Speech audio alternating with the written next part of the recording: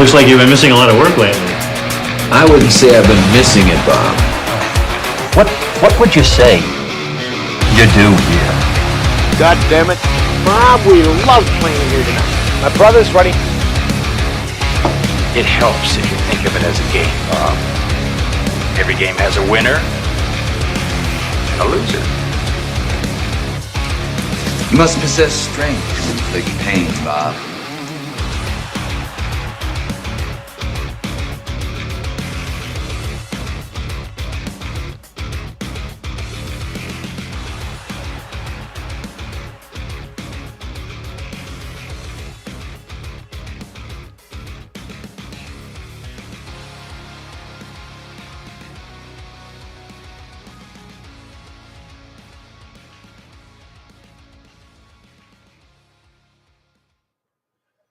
Welcome, everybody. Episode 38 of the Two Bobs Cast.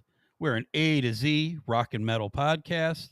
We're all the way on Y, and in a second, we'll explain the fun with Y here. But why? Again, yeah, why not? Again, we are the Two Bobs. I am Hurd, and I'm here once again with my partner, always the great Mr. H. Ooh, always great, man. That's a lot to live up to. Hey, you do. You don't have to worry about it. You live up to it. The great Thanks, Mr. man. H. You got a reputation already from, so I've heard, such publications as Tyler Logged In. And Publications. yeah, I mean, I've heard you do the research. You say all the cool, interesting stuff. So we're happy to be here. How you doing? You always Mr. get H? my opinion, good or bad. I'm doing good. How are you doing? Doing good. Doing real good. Been a couple weeks. It has. We had a very busy week last week, but that's okay. Yeah, so we both went to the Disturbed show on Monday, which was okay. I think we both were a little disappointed, maybe with the way the old material hit us. Yeah, I think we got a minute here. Let me just say, like, I feel like I was a little like maybe I was too hyped about it. Like Disturbed, especially the Sickness album. We talked about it in a podcast. Like that was a huge album in my life. That's probably a top 5. Like that got, as far as number of listens go, that's probably top 5 in my lifetime. I love that album. They played the whole thing in its entirety. I was so pumped. Like I was like, even Friday, I picked Kelly up from work the Friday before, and I was listening to the album, and I was so jacked up. I wanted the show to happen right then and there. So part of it is probably because I was a little too hyped up for it, but it kind of, I miss the old energy. I've been seeing Disturbed. I don't know how many times I've seen them, 20 plus times, or no, I didn't see them that many times. Maybe 10 or 12 times I've seen them. They didn't come here that often. Right. I just was like, I miss the energy of the old shows, like the Ozfest shows, even when they only played like 6 songs, or like seeing them at Tower City, on the Music as a Weapon, or one of those. Like they just used to have so much energy. Like I got this feeling when I saw them. Like you could just feel the energy. I didn't get any of that at the concert. Like it was cool to hear the old songs, like you said, the songs you never hear, Fear, like songs they haven't played forever. It was cool, really cool to hear those songs. It sounded really good. They always do. They have a little help with that. So I expect it to sound good. I just was missing the energy. I don't know. You mentioned maybe it's just because it was in a large arena. I think that you that said that. That could have something to do with it. Yeah. It's just, I don't know. It was kind of a letdown for me. Is they were good. I'm not gonna say they weren't, but I don't know. It just, man, I was so pumped for it, and it just was kind of fell flat for me. But that's the way it goes. Yeah, all good. Is that how you felt too, or? Yeah, no, I pretty much the same thing. Like I enjoyed it. I'm glad I got to hear songs again, but yeah, I just think you can't beat that. Seeing him, like you said, the Agora, and seeing him at Tower City and at Nautica. I mean, those venues are just better. And I think once these bands get so big, it's just really hard for a band to sound really good at like the Q or whatever Rocket Arena. It's just really hard at this point, and it just, you lose that energy. That's the main thing. I mean, Dan Donegan looked like he was bored a lot of the time. Yeah, he like did. he I did just notice didn't that. do a lot of. It looked like maybe his knees are bothering him, or he's got like a bad back or something. Like it just, Yeah. it, he didn't do a lot of moving around. And Dave walked around a lot and strutted around a lot, which is what he does. But Right. they had this big part that came out in the middle. He would strut straight out there, and then he would sing, and he would strut straight back, and then he would go a little bit to this side, a little bit to that side. But it's just like, I don't know, like they had the straight jacket, they had the electric chair, they had all the cool stuff that they used to do. It just, man, it just, I don't lacking. It's just know. missing something. Yeah, and maybe it's because I'm old, like maybe it made me feel my age a little bit too, that I was so pumped about this, and I was just like, I don't know. But anyhow, it was Nostalgia is a powerful thing. Yeah. Sometimes and I don't know. I mean, I still like listening to the record.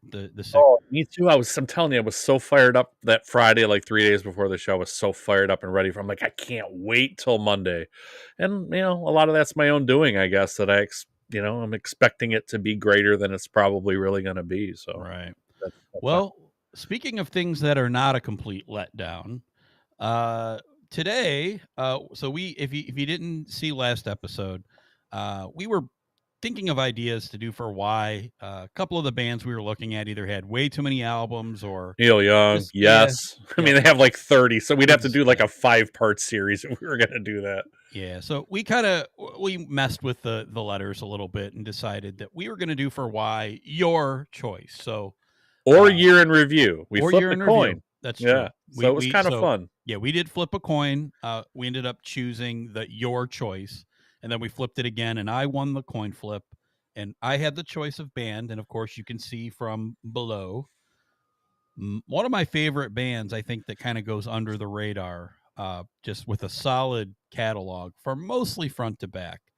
I really wanted to dig into these guys because I haven't fully listened to all their albums in a while, but Machine Head is the band that we have decided to go with. So let's get into Machine Head. What do you have about Let's do it. Machine Head? I don't have a lot of backstory on Machine Head, more or less because this has been Rob Flynn's band, and it's been his band. He's the only original member, and I'm not even going to mention some of the players that he's had with him. I'm not going to go through every guy because there's not a lot of stuff there. I'm going to mention probably 2 of them as we go, and that's about it because those are the ones that were with him the longest and that I felt were the best lineup that they had. But formed in 1991 by only original member Rob Flynn, became kind of one of the pioneering bands of the new wave of American heavy metal.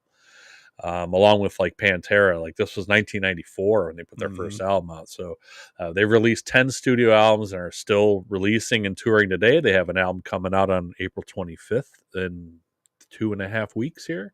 Yeah, another new album. I counted. I've seen them 20 times for sure. I know I've seen them more than that, but I've seen them at least 20 times. I love this band. It's one of my favorite bands of all time. Just like you. So I was so pumped when you pulled them out as the band. I'm like, let's do this. So like I said, their latest album, Unatoned, is due out at the end of this month, and let's go. Hell yeah. So first album, so they got together. Well, he found some musicians. They played their first gig in 1992, I believe. The band is named Machine Head. Many people think, and I always thought it was because of the album by Deep Purple called Machine Head that was named after that, but it's not. Rob Flynn said he just settled on the name because he thought it sounded cool. So, I mean, maybe, that's where he had first seen the name, but he just felt like it sounded cool. So they recorded a demo in a friend's bedroom for $800, and Roadrunner, some people from Roadrunner heard it and they signed them right away. And then they started working on this album. So there was no, hey, let's, play around a couple shows here, a couple shows there. I mean, it sounds like, they were ready right away to put some stuff out. Rob Flynn was in a band called Violence, which is also a a Bay Area thrash, legendary Bay Area thrash band that kind of started that whole movement as well. So, and I guess he was just angry at some things that happened with that and things that were going on in his life. And they put together some angry songs and they recorded an album. So they put out Burn My Eyes on August 9th, 1994. 11 songs. Colin Richardson produced. Colin Richardson's a guy we've talked a lot about. He's a guy that's done a lot of bands that we like. He's put out a lot of stuff. They got a great guy right away. This album sounds amazing. This first album is Logan Mader on guitar and Chris Contos on drums, Adam Deuce on bass, and Rob Flynn. This is basically just for this album, and Contos leaves, so I'm not going to go through all the members, but just to start with, because this album is so good that I thought I had to throw that out there. A lot of politically charged lyrics about, Rodney King, LA riots, Branch Davidian compound in Waco, for example. So a lot of social lyrics, which is going to be a theme from them. They do a lot of that, a lot of kind of political, socio-political stuff that they are a lot of their lyrical content. They were said to have bridged the Testament, Death Angel, Bay Area thrash, also violence, with the kind of hard knocks heavy metal of Pantera. It's kind of a marriage of those two things together. And I thought that was a great description. I read that and I'm like, if I was going to describe Machine Head in terms that people that listen to metal can understand, that's perfect. That's a perfect description of them. Now, they definitely changed their sound up here and there, throughout their career. Not too far off, too far off for some people. Not too far off, I don't think. But they get into some experimental kind of territory that later on that I didn't like, but we'll get into that later. This was Roadrunner's best-selling debut album by any of their bands for 5 years until Slipknot came around with their debut in 1999. That tells you how great this album is. Lots of praise, lots of 10 out of 10s, even referred to as like a colossal landmark metal album. That's how important this was in the new wave of American heavy metal. So, favorites on this album, I don't know that I could choose a favorite on this album. Honestly, it's all killer, no filler kind of thing. I like every song. There's no effing way I'm skipping any songs on here. I have this as the best in their catalog. This is number 1. This is A+. I wore this album out. I listened to it all the time. I mean, I just, even listening to it again this week, it's just an album I've just never gotten sick of. I mean, that's what allows me to kind of give it an A+, is it's an album that I just never get sick of. It's unbelievably good. The opening with Davidian, with Let Freedom Ring with a shotgun blast it's iconic. It's an unbelievable way to open an album. And the second song is just as good as that one. 1,000 Lies. It just goes on and on. Just absolutely fantastic stuff. It sounds amazing. It's crushing. It's brutal. Oh man, it's so good. I love this album. What did you think of Burn My Eyes? So I since you put this number 1 right off the bat, right off the rip, man, I need to preface what I'm about to say. I love Machine Head and I love their catalog. Like this, I think the last one that we did that was similar to this was maybe Killswitch Engage, where I could rave about their whole catalog. So it was really hard for me to put these in order because there's no skips. I'm just going to tell you, for their first 8 albums, I have basically 0 skips. So I don't turn it off. I don't turn any of this off. So it's all good. Makes it hard to rank too. It really does. 100% for sure. Yeah.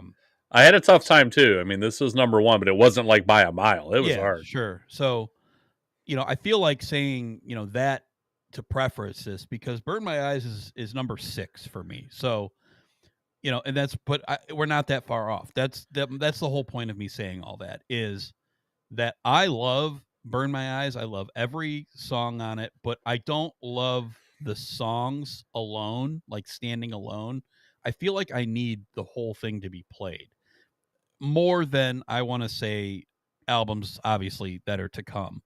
Um, I kind of compare this album to Pantera's Cowboys from Hell album. While I appreciate it, while everybody loves it, people raved about it, I don't think it's their best. I think that he does grow from here as a songwriter, and obviously, Machine Head is a band that goes through lots of different phases. They go through, I feel like the first two albums are one phase, then the next two albums are another phase, and then like the next three albums are like another phase. My favorite phase is not the first two albums. I love it, but I don't think it's my favorite. So, Davidian, like you said, amazing. Old, amazing. They play those songs live every single time I've ever seen them, and it's freaking awesome every time. 1,000 Lies. 1,000 lies been told 1,000 times. So It's good. just, man, it's like, it's almost chantable. It's so Yeah. good. Yeah. I think Death Church is so freaking good. It's very Yes. progressive. It's Yeah. for it being like thrash and like you said, groove metal. There's always been a sense of progressive in there with the way he kind of he kind of moves around a little bit with his guitar playing. It's not as thrashy right down the middle. He's almost like a I don't know, maybe like a bluesier Dimebag at times. Like obviously he does more of the squeals. That's a lot of Rob Flynn's thing with Machine kind of Head. a Zach Wild meets Dimebag kind of exactly, thing, right? Exactly. Yeah. So they're all kind of in the same vein. It's like for crushing me. chunky riffs, but Yeah. has the pinch harmonics, Yeah. that Zach Wild's kind of famous for. And my favorite thing about Machine Head, which we'll cover many times in their upcoming albums, is the dual guitar solos that when Phil Demmel joins, which down the road, I think that's when they're at their best, is when the both of them are just going off of each other back and forth. I think they're two of the best guitarists playing wise out there. So great album. Like I said, Burn My Eyes, phenomenal. This is a B+ at number 6 for me. So that goes to show you how much I love all these albums. So awesome. I love it. Number 6, but a great number 6 for me. B+. I will never turn this album off. I'll never turn any of these albums off. Yeah. Love it. Yeah, I'm with you. Like I have one album out of their 10 album catalog that's outside of the A and B range. One. So it got kind of hard to rate them. Not as hard as I thought though, but we'll get we'll get through their catalog and I'll kind of explain that more later. But on to The More Things Change, which is about 3 years later, March 25th, 1997, 10 songs. Colin Richardson again. I like this one a lot, but not nearly as much as I like Burn My Eyes. This is the first album with Dave McClain on drums. I'm going to mention two guys, Dave McClain and Phil Demmel. Yep. As far as that's musicians go that play with them. I love Dave McClain. I love his drumming style. He's just a ridiculously underrated drummer, metal drummer. Nobody ever talks about him. He's kind of up there for me with I'd say with Adler probably of Lamb of God. Like he's right up there with those guys for me. He's just a ridiculously great drummer. So I wanted to mention him. Plus, him and Phil were probably with Rob the longest of anybody. Yep. So I know the current bass player is kind of getting close as far as the Adam Deuce, and him basically are the only two bass players I think that he's ever had. Basically, yeah. But I don't really know that either of those guys really offers a whole lot as far as songwriting. They get songwriting credits, but I don't really feel like the music changes that much unless Rob wants it to change, if that makes sense, like, so, and we'll get to more of that later, but the more things change, the more they stay the same. Yep. So this is my favorites on here are 10 Ton Hammer, Take My Scars, Down to None, and The Front Lines. Now there's nothing on here for me to skip, and this is a really solid album, but to me, it's just not as good as Burn My Eyes was. And I was kind of disappointed because I love Burn My Eyes so much that when this came out, like the first two songs are 10-Ton Hammer and Take My Scars, and those ones to me I was like, oh, this is gonna be just as good as, and Struck a Nerve is good too. So the first 3 songs, I'm like, this is gonna be just as good as Burn My Eyes, but then the rest of it kind of falls off for me, and it's just not as good. But this one I have as a B, and I have this at number 6, just like you had Burn My Eyes. It's just not an album I'd ever turn any of these songs off. I still like them all. I like those 4 or 5 more than the rest of them. There's only 10 songs, so I like half of it, like a lot, and then the rest of it I still like. But this is definitely a step and a half down for me from Burn My Eyes. I have this at number 6 as a B. What did you think of More Things Change? Yeah, a little bit of a sophomore slump for them. Definitely not as strong as Burn My Eyes. It's very similar. Like I said, this is the same quote unquote little range with that. Obviously, the next album they make a big turn, but with this, it to me it just feels kind of like I don't know. Like we talk about this all the time, where they come out with this great, phenomenal first record, and then it's hard to live up to that. And I feel like this is kind of the case. I think it's a great first half of the record. Basically, like you said, the very first, I'll say first 6 songs. I really do like Spine. I like the guitar parts in the middle there, the solo. To me, that kind of feels like a song closer to what I really love about what they do. But 10-Ton Hammer, again, they play that all the time live, and it never disappoints. Take My Scars is classic. Struck a Nerve, Frontlines, and like I said, Spine. The second half of the album, from Bay of Pigs down to Blood of the Zodiac, to me it's not bad. I would not skip it. Again, I'm not skipping anything, but I feel like that's kind of their weak spot. So overall, it's just, like I said, just feels right behind not Burning Red, Burn My Eyes, not wrong burn. I have it number 7, but once again, I have it as a B minus, so it's still in the B range. It's still really good stuff, just not as strong, and I like their stuff to come here very soon. Very, very soon. The Burning Red, August 9th, 1999. There's 12 songs on here. This is Ross Robinson now producing.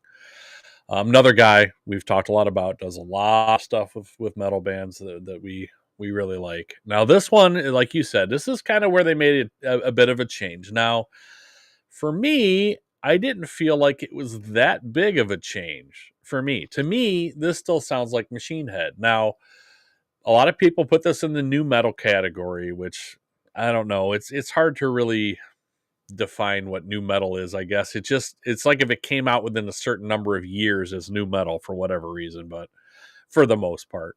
But I don't know where people really hear that, where it's not groove metal, but it definitely is a little different than the first 2 albums. Like you said, these next 2 albums are slightly different. Yep. He's kind of experimenting with some different styles. He had a different haircut. He had some spiked hair, and people, even Machine Head fans like to rip on this album. Like my buddy who's not in here yet, Johnny, where you at? I don't know. John, he said he was going to listen to all this. He said he's going to be in here to tell us what he thought. But he wrote a text to me yesterday, and he said, he's like, I haven't listened to Machine Head in a long time. He's like, but I want to say, what the F is Burning Red? He's like, what is that? So I'm like, a great album? Yeah. I mean, what I told him I wasn't going to comment, and he was going to have to be here to hear what I had to say about it. Because to me, I love this album. I absolutely love this album, and I don't care what anybody says. People can, I'm dying on that hill. People can tell me whatever they want, that I'm an idiot, whatever. I love this album. So people said it was, a lot different. To me, it's not that much different. Like, there are different parts here and there. Some people call this like rap metal, and Rob Flynn himself was like, look. And I don't agree with everything Rob Flynn says. I mean, I'm going to trash him a little bit later in the podcast here, but I don't agree with everything that guy says. But in this case, I do. He said if people want to call this a rap metal album, they clearly didn't listen to much of it. There's maybe 2 minutes of rapping on this entire 50-minute album. 2 songs. That's basically it. Part of it is it's right in the beginning. It's kind of in Desire to Fire, and that's that people hear that and they just turned it off. Like I don't think they listen to the rest of it. There's some unreal good songs on here. Yep. And it's not all as heavy as the first two albums, and that's where I think it changes a little bit. Like Rob does more singing. It's not just barking and growling, which he does really well. Yeah. The great thing about Rob Flynn as a singer, he's kind of underrated, is the man can sing and he can scream, but you can understand every word he says. You used to be able to sing. Well, all right. So you used to be able to sing. You don't have to read the lyrics to know what he's saying, like, but there's some stuff on here where it's really slowed down in parts and he really sings. For instance, the song Silver.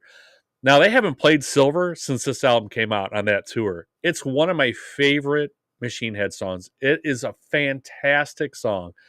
And again, people are going to be like, that doesn't even sound like Machine Head. Well, it does in parts. There's parts of it where it's quieter and he sings. He does that later on albums people love, too, like Halo. Yep. That's a great song, too. He does the same thing in the middle of that song. Nobody talks about that. Everybody talks about how great a song that is and how great an album that is. Silver is the same thing. It's just earlier. Right. He does the same stuff. So, like, From This Day it was almost a hit song from them, like this album sold a lot of copies. Yeah. Desire to Fire, the first song I like a lot. That's the one with a little bit of rapping in it. The Blood, the Sweat, and the Tears. He calls it the Blood, the Sweat, the Beers. They play that song still to this day every time they play. Great song. It's a great song. Exhale the Vial is a great song. I Defy is another one of my favorite Machine Head songs, and it's a 10th song on this album. Yep. So it's buried on here, but it's fantastic. It's so good.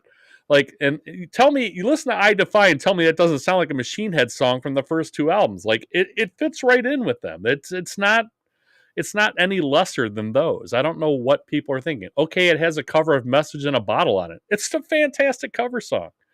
It's fantastic. Now, even Rob Flynn hates that one, and they don't play it. They played it, when they first did this Burning Red tour, but I love this album. I love every song on here. There's no skippers. I listed 7 songs out of the 12 as my favorite songs, so I'm not even going to read them all because that's most of the album. So I have this as an A. I just have it, just slightly below Burn My Eyes. I like this album that much, but I have it at number 3. Okay. So I have this as an A, number 3. This album, again, gets totally trashed by most Machine Head fans, but I friggin' love it, and I don't care. What did you think of the Burning Red? Definitely don't hate it. This is a good album. This is the first one that I remember, really vibing with, probably just because it was more what I was listening to at the time. Totally agree. I would say From This Day is the other rapping song.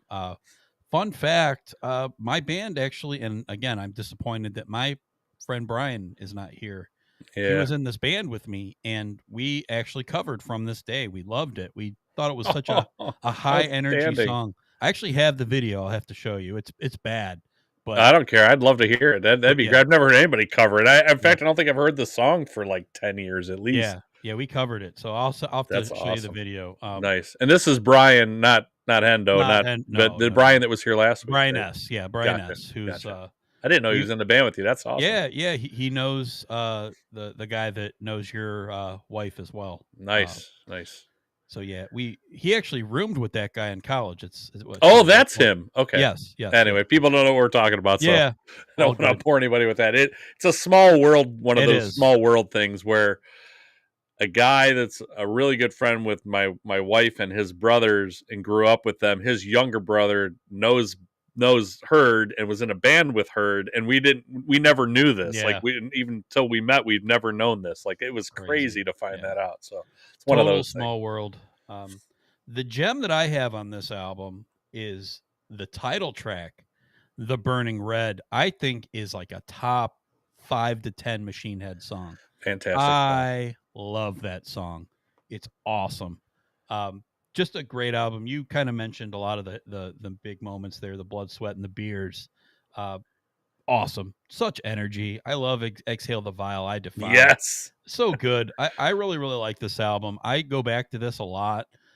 This is number 5 for me. Again, it's a B. It's really, really good. We're not quite to where I think that they're masters yet. So you'll obviously know what my my era of Machine Head is, and it's not any of this, but it's still, I still love these albums. I enjoyed going back to them this week. I guess I have I think every album from the Burning Red to I think the one that just came out most recently, not the one coming out now, obviously soon, but I think I own all the albums from here to there. So number 5 for me, but it's still a B. It's really, really good. And yeah, definitely. I don't hear the new metal as much, maybe a little bit more in the next album than this one, but to me, they're very similar. They're like brother albums. Even but- there, I'm not hearing it. Like, 'cause Yeah. I was listening to all that stuff at the time. You know, they don't sound like edema in I don't know, just a million flaw. Like, there's a million like new metal bands that, you know, I kind of don't even put Korn in that category. Like, everybody wants to say Korn kind of leads that category.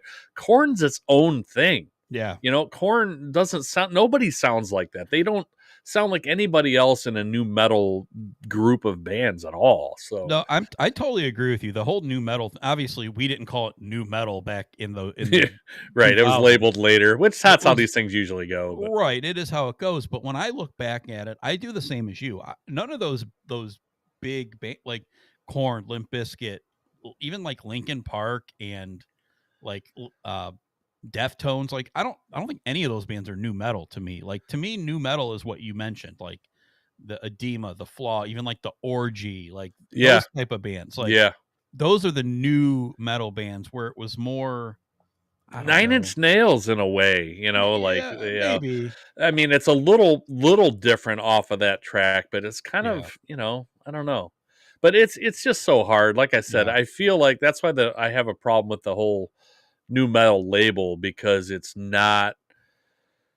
I can understand the new wave of American heavy metal, or the new wave of British heavy metal. Like, I can understand that because it was a group of bands that all had a sound that was kind of similar, that didn't sound like anything else at the time. Right. So it was this whole wave. So there was thrash bands, but there weren't like heavy metal bands, like you know, just hard knocks heavy metal bands, until like Pantera and Machine Head came around, like, and that started, and Lamb of God, like, it started this Slipknot, like, it started this heavy metal that was heavier than new metal. That's why I don't think any of this stuff is as heavy is new metal. New metal you hear it on the radio. How many songs do you hear by Machine Head on the radio? Almost none. No, you know, so not very many. Yeah, I mean, maybe from this day occasionally, but there was no stations playing this stuff. It was too heavy for that, and you didn't hear Slipknot on the radio either. You do now, but you didn't then. Yep. So, I mean, anyway, I'll get off my new metal soapbox there, but that's all. So, Supercharger is the next album, October 2nd, 2001. 14 songs. Johnny K produced, who we just got done talking about, Disturbed, and Johnny K did the first Disturbed album, and that put him on the map, and he built some 40,000 square foot studio with a gym and I don't know what else in it, so in Chicago. So he produced this album, so he was the hot guy at this time for sure. This was unfortunately released just weeks after 9/11. The lead single was called Crashing Around You. None of that was good timing for this band. It was the imagery from the video was the San Francisco skyline burning, which obviously was not horrible good timing. All this stuff was filmed and recorded before 9/11 happened, so it's not their fault. But, you know, I guess maybe it should have been pushed back. You know, maybe their promotional people didn't do a good job of really making sure that was kind of behind us before they put this out to everybody, because the imagery was too close to home for a lot of people. It was only 3 weeks later, you know, so anybody that was around then knows that it took a lot longer than that for people to get not past it, but to kind of heal a little bit from that. So it's just a bad time for this album to come out. However, this is another banger of an album. This is a fantastic album. There are hits. There's great songs. There's no hits because they didn't play them on the radio. There were great songs all over this album. So another album I really like by them.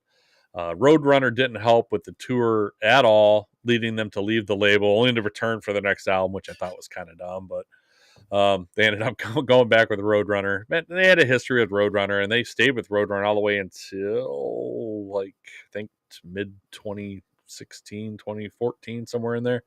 So they were with them for a number of albums. They were a big seller for Roadrunner. But my favorites here are Bulldozer is just a ridiculous way to start an album. It's so good. The drums at the beginning. Oh my God. Yeah. They opened the tour, like they opened all the shows with Bulldozer, and it was just, and they have Declaration, which is like war, like sirens going off, and then Bulldozer comes on, and it's, oh my God, it's unbelievable. And then White Knuckle Blackout again, just like the second song is just, it's so good. All in Your Head, I love. Trephination, I love. There's No Skippers again for me. This is an A- for me. I just like this slightly less than Burning Red. This is number 4. I have it ranked right behind that one. Yet another banger of an album. It doesn't get bashed as much, but still catches some strays, I think, from people, from Machine Head fans. They don't really listen to either of those two albums. They bash them constantly. More so, I think, the Burning Red than this one, but this one still, it kind of, like you said, there's the first two, and then there's the second two, and this is the second of the second two, and it kind of sounds the same. 14 songs almost seems a little too long, but there's 2 songs that are just intros, so basically it's 12, just like the last album. So both of these albums are criminally underrated, in my opinion. I thoroughly enjoyed listening to both of them multiple times over the past 2 weeks.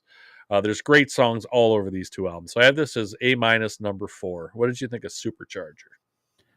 I guess it's kind of in between for me. I don't get the hate for it. I like it. But this is gonna show you where my range is. This is number 9 for me, but it's a B-. It's really good. Unfortunately it happened to be made by Machine Head. And I don't think it's as strong front to back as a lot of these other ones. I do like a lot of the ones you said. Bulldozer, feeds upon the weaker as they fall. I mean, definitely. Bulldozer crushes all. Yeah, so good. White Knuckle Blackout, very good.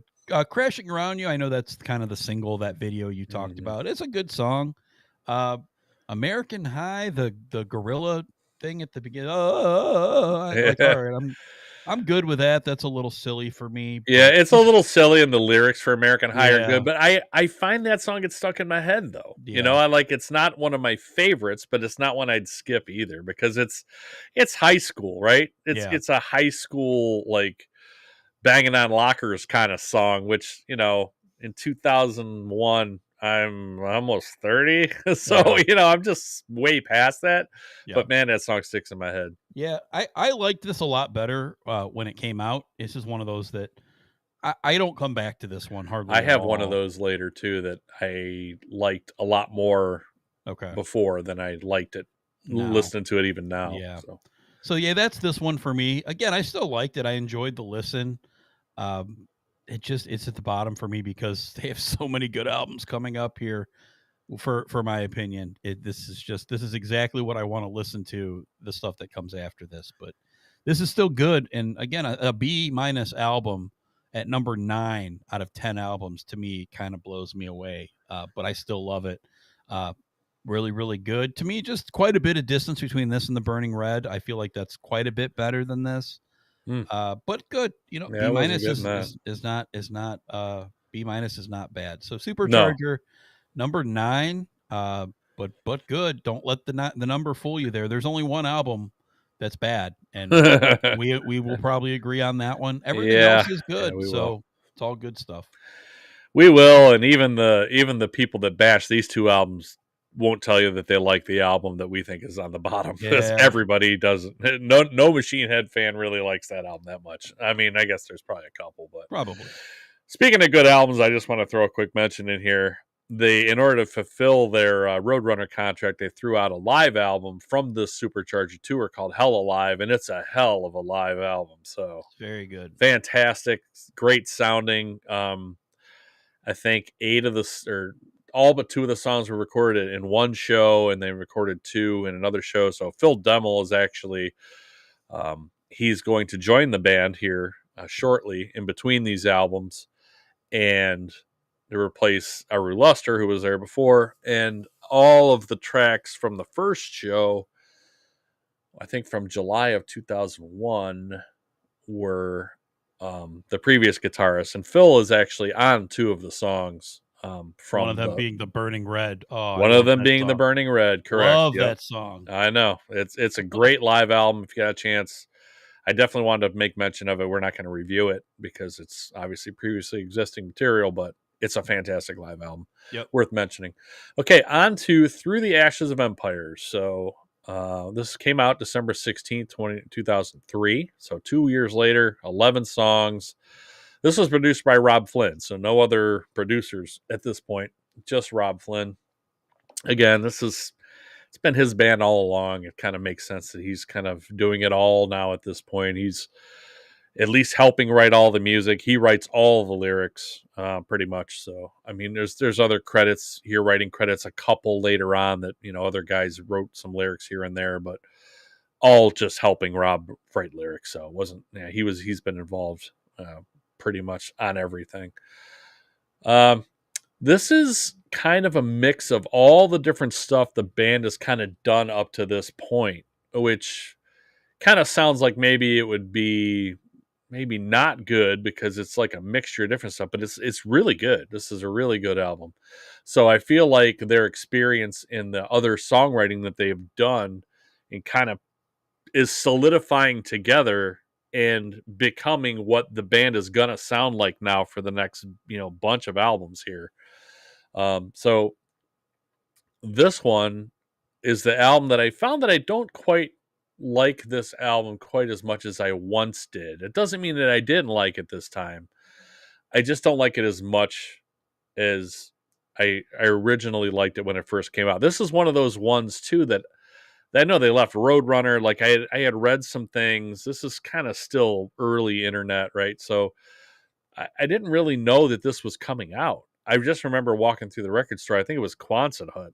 I remember walking through the record store and I just saw this, the CD sitting there, and it said Machine Head. I'm like, what is this, like a greatest hits? Like I didn't know they're coming out with another album. Like, and I knew they just left the label. I remember that, and I figured, okay, it's going to be a couple years here before they put something out. And then boom, I'm walking through the record store and this album's out. So I'm like, I gotta buy this, right? It's Machine Head. I love them. I love Machine Head. So I bought it and I put it in, and Imperium starts off this album and starts off many, many of their concerts from here on, of a lot of times that I've seen them. And it's an unbelievably great song. Again, Bite the Bullet is the second song, and it's just ridiculous. It's so good. So those 2, and then Vim and All Falls Down are probably my 4 favorite songs out of the 11 on this one. There is no skippers on here for me still to this point. So we're now 5 albums in. I haven't skipped a single song. Wouldn't even think about it. This I have as a B+. I have this at number 5. So of the first 5 albums, I think I have all but one spot of the top 6 filled now. So that tells you where I kind of am on their more recent stuff. I have 1. Yeah. So it kind of tells you where I am on their more recent stuff. And I'll get to why that is a little later. But when I listen to Machine Head, I'll save it for the next album, actually. Okay. But I just feel like I had this at number 5 and as a B+, and I just had to put a note in here that it's just crazy how much I like this band at this point in my life. Like, I remember that. Like, I bought this album not knowing it even came out, listened to it, and I'm like, oh my God, like these guys, it's almost like they can do no wrong for me. There's nothing where I'm like, oh, this sounds like crap, or this is way out of place, or what were they doing there? There's none of that. Like, I like everything that they put out up to this point. And it's just, it amazes me how much I didn't realize I could like a band that much over their first 5 albums as much as I like this band. So I have this as a B+ and number 5. What did you think of Through the Ashes of Empires? Yeah, this is the gateway for me. This is my wheelhouse. So little story about this one. So this one came out only in the UK, Europe, and Australia in 2003. It was October. I had a buddy who worked for some kind of something with record labels. I don't know what it was. He got free concert tickets, free what do they call it? Like where they give you the album, like a promotional copy of these albums. So I actually have still in my possession a copy of this album as a promotional copy that was released only in UK or Europe or Australia because they did not have a US record label at this moment. You kind of mentioned that and that's why nobody knew that this album had come out because it's so weird. It there was like not no released. promotion. Yeah. No, it wasn't released in America. It wasn't until almost May of 2004 that this came out, almost 6 months after it came out in the rest of the world. So I had this album about 6 months probably before you saw it in Quonset Hut, which, I guess it was lucky for me because I freaking loved it. I could not believe that this album had come out from this band. To me, it changed everything. It was a band I already liked, but I would not by all means say that it was one of my favorite bands up to this point. Like I liked their albums. Like I had listened to all of them and I really liked them. But it wasn't until this point that they did exactly what I wanted a band to do. More solos, more dual guitar harmonies. And this is the Phil Demmel experience here. He's one of my favorite guitarists, and both of these two together it just blows my mind. And as we go here, again, you mentioned how all your top albums have already kind of been. All mine are coming up right now. So this is the I guess where they just clung to me. At this point and going forward, they are probably a top 3 to 4 band of mine. I didn't miss them live. I didn't miss an album release. I followed them, no matter what they were doing. I love Through the Ashes of Empires. I love everything about it. And we got some different songs on the US version, which made it even better. Seasons Wither was not on the version that I have. That song's freaking awesome for me. I love Seasons Wither. I love In the Presence of Enemies.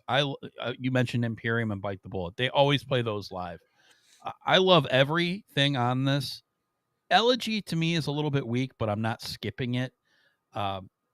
Descent the Shades of Night, man, that is basically the precursor to The Blackening, which, man, you're going to hate my freaking guts this next album because I am going to gush so hard and fanboy so hard. But Descend the Shades of Night is kind of like it's like the cliffhanger that leads to this epic next movie. Anyway, Through the Ashes of the Empire is a B+ album, and it's number 4. It is exactly what I want to hear, but it's just the beginning of what I want to hear. Like it just wets my whistle, as my grandmother used to say. It's just giving me a little bit like, this is your new favorite band. Here's a little taste of it. Now wait and see what comes next. So I cannot effing wait to talk about The Blackening. So I'm going to pass it right over to you. All right. So as a spoiler alert, as he already mentioned, we have 4 years go by between Through the Ashes of Empires and The Blackening. Blackening comes out, I think March 27th. Now you got me questioning my dates here. March 27th, 2007. So April 2004 till now is about 3 years. But, since obviously Through the Ashes was done long before that, it was recorded in middle of 2003 and released in October, you said, right? Like in the UK. So that album was done. So it's good 4 years between these two. Anyway, so The Blackening, 8 songs. They have some definitely longer songs, but on the deluxe edition, there are 2 gigantic killer cover songs on the deluxe edition. The last 2 songs, Battery, Metallica cover, and Hallowed Be Thy Name, Iron Maiden cover. Both of them outstanding cover songs. So if you're going to go out and buy this one based on our recommendation, get the deluxe edition. But anyway, this is Rob Flynn produced again. This is a return to greatness, I think, for me as well. Like this is their 6th album. This is my top. This completes my top 6 for them. The rest is all there's a good separation between these first 6 albums and then these next 4 albums for me.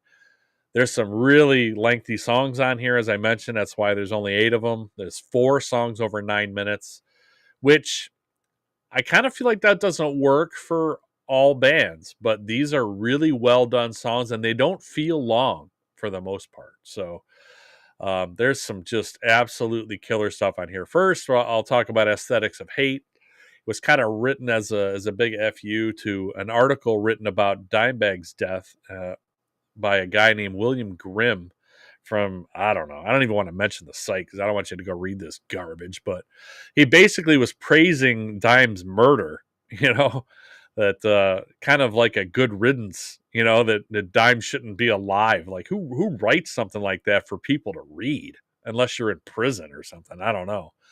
But it was also written in as a tribute to Dime as well. This song also received a Grammy nomination. So, there you go, William Grin, right there for you, buddy. Again, we're still mentioning his name, so I guess that's what he wanted. So, whatever. Yeah. With all the trolls these days, he'd fit right in with these morons we have out here today. So, anyway. First song written was entitled Godfather 4. It was the first song written for this album, but was shelved and never made the album, which I thought was interesting. Like, I guess the riff showed up later in a B-side song, but I would like to hear that song. I guess he called it Godfather 4 because he felt the riff had a Godfather vibe to it. I'm like, I know, it just has this interesting thing in my head. So I was like, wonder what that sounded like. The original version of Aesthetics of Hate, the song I just mentioned too, not Godfather 4, but Aesthetics of Hate, Rob said it had a terrible Angel of Death Slayer kind of ripoff part that he hated even playing live, and he was so happy to see it get cut. So I was like, man, I kind of want to hear the original version of that too, to hear what this Angel of Death ripoff sounds like. So again, like I said, it's some very lengthy songs that don't feel long, but my favorites on here are almost all of it. I think I like Halo the most, though. It's a song they always play. It's a song, it's really long, but it's a song that, like, kind of in the middle, it gets really broken down and quiet, and there's some real, like, soulful vocals in there, and it's fantastic. I love that song the first time I heard it. I love it when they play it live. It's one of those ones, like, I know I've railed against people pulling out their phones, but Halo is one of those songs, like, everybody sings along with this part in the middle of the song. Like, it's almost a moving experience. Like, and I've seen him do it, like, I don't know, 8 times or something, since then. And every time it kind of gets to me, like, it's so good. And I record it almost every time. I probably have 7 recordings of this with different phones and different levels of clarity, but it's so good. It's such a great song. The whole album, really, it's unbelievably good. This one, Beautiful Morning's amazing. Like, Clenching the Fist of Dissent is really good. Now I Lay Thee Down, I like a lot. Like Halo, I love all of these songs. I guess the one that's a weak link for me is Wolves. Wolves is just a little bit of a weak link. It's nothing that I would skip, but it's the only reason that this is not an A+ for me. This is an A. There's no skippers. Like, I wouldn't even think of skipping a song, even Wolves. But Wolves to me is the weak link out of the 8 songs. It's so close to an A+. But I have this at number 2. I have this as an A. It's different than Burn My Eyes, but I like it almost as much. This is kind of the pinnacle for them. I want to say this is like the apex, but if I have Burn My Eyes at A+ and I have this as an A, like, these are 5-6 albums apart, so it can't really be an apex. I guess it's all this big plateau up in the sky up there with all these 6 albums because I like them all so much. But this is a level that they will not again get to for me, probably. They're coming out with a new album. There's 2 songs out already, and those aren't even close to what they've done on these first 6 albums either. So I don't think it's going to happen anytime soon, and it probably never will. This is the end of their greatness for me. Now, I still really like them, and their songs here and there I love, but this is the end of their greatness for me, as it's been almost 20 years and they haven't come close to this level for me. So, but anyway, this I have as an A. And number 2, and I will turn it over to you so you can gush away. Tell me all you got about The Blackening, sir, because I love it too. Yeah. Give it to me. Well, The Blackening. Give it to all of us. It's all right. Yeah, right. Dude, The Blackening, I'm just going to say, the best album ever released in the 2000s. I'm just going to say it. I'm going to say it. I'll shout it from the rooftops. If you love guitars, if you love guitar playing, if you love guitar harmonies, guitar solos, this is the perfect album for me. It was written and played just for me. Like, I'm sure everybody else loves this album. I think this is the most maybe underlooked album of all time. I don't know. And again, Rob kind of has a reputation, and rightfully so, in a lot of things. He speaks his mind, and a lot of times he comes across as, whatever, crass. Sometimes he comes across as too overly political. I think he was doing it right for a long time, where he was being political, but it wasn't hokey. It wasn't overdone. It wasn't where you're like, dude, do you really want to say that? And, are you really going to go that far with this? And this, like I'm a Christian. I went to church and stuff growing up, and I go to church when I can now. It's not a huge part of my life, but I am a Christian man. Halo is very anti-religion, anti-church, but to me, it never came up that way for me. The song kind of stood on its own, and I feel like this is like the perfect, where he has a lot to say, and he's saying the things that he wants to say, but it doesn't come across to me like, I don't agree with everything. I agree with maybe some of the things he says, but nothing comes across here like it's like, really, or it's a little overbearing or cheesy or hokey. Like, he says what he wants to say while he's writing amazing songs. So, I'll just say that I think this is kind of the perfect with his songwriting, with lyrics. This is his best singing performance, I think, in this album. The vocals sound terrific. His singing sounds good. I love his growl. Like you said, you can understand everything he says. He's got this great, like, gruff, screaming, almost talking, rapping, but it's like he's made it his. But my God, the guitars, that is really, like, there hasn't been an album in my life that the guitars have, like, changed me since, like, Master of Puppets. And to me, like, this is like the 2000s version of Master of Puppets for me. The songs are just phenomenal. Like, every moment of this album, it's an A+++ for me. Obviously, this is the perfect album for me. Like if I could craft a perfect metal album, I would set Blackening, as on its own with 2000s, and I would put Master of Puppets and, the basically the main 3 there in a row by Metallica. I would say nothing since Metallica, has really touched it, but this. So I'm a part person. Aesthetics of Hate, I think the breakdown with about a minute 45 into the song to about 3 minutes and 15 seconds is perfection.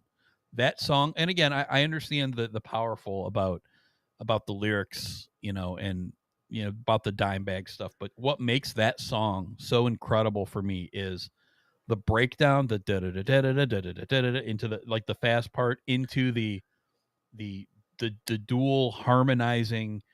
Just put your headphones on and listen to both guitar parts in that section. And so for this, listening to this, I listened to the Aesthetics of Hate breakdown from 145 to about 320 about 30 times in a row before I could listen to the rest of the album. That solo is butter to my ears. It's like the perfect solo. I love Aesthetics of Hate, and I know they're going to play at every concert. So another thing that blows me away. So it's really a fitting tribute, guitar wise, to Dimebag. Not even, let's not even mention the lyrics. If this song had no lyrics, this is an I love you, to Dimebag. Like, it's they did him proud on this one. Like, I mean, and this was all musically all written by Rob Flynn. Yes. So, this was his whole creation, and it might be, like you said, that 2 minutes, minute and a half, it might be the pinnacle of the entire existence of Machine Head right there in that little tiny bit. Like it's as perfect as it gets. You're right. I mean, perfect. I couldn't have said it any better. It's fantastic. And again, I know Rob writes it, and we've talked about this before because we saw Demo with numerous other bands. We just saw him with. He's a hired gun guitar. He's a great guitar player, but he's a hired gun guy. He is, but man, that's so just hearing him and Rob just go back and forth. Like you can hear, a lot of times with Metallica, it's kind of hard sometimes to hear kind of where the guitars beginning and end, because it's just like James mostly just plays that straight ahead. Like straight ahead rhythm guitar, and they don't solo off of each other, not like these guys do. Oh man, they're just back and forth. Like you could hear like and then like you could they like echo and play off each other, and that's why I love this version of Machine Head. Like you may not get the raw energy of those first few albums, and I didn't see them early on when they were doing those type of shows. Those early albums, I can recognize that they're great, but they don't affect me like these albums do. Every time that these two get in a guitar war with each other, I'm just like, yes, give me more. Like more. I want it. And they do it all the time on this album. I'm gushing about this album. I'm on song 3. I haven't even freaking talked about man. Halo yet. My God. Keep going. But Now I Lay Thee Down is one of those slower songs. Tell me about Halo, because Halo is actually musically written by all 4 guys. Yes. And this is the 4 guys that were in the band the longest together, the 4 of them. Oh yeah. And I feel like where Aesthetics of Hate is like kind of the pinnacle, the middle of that song might be the pinnacle of all of Machine Head's existence.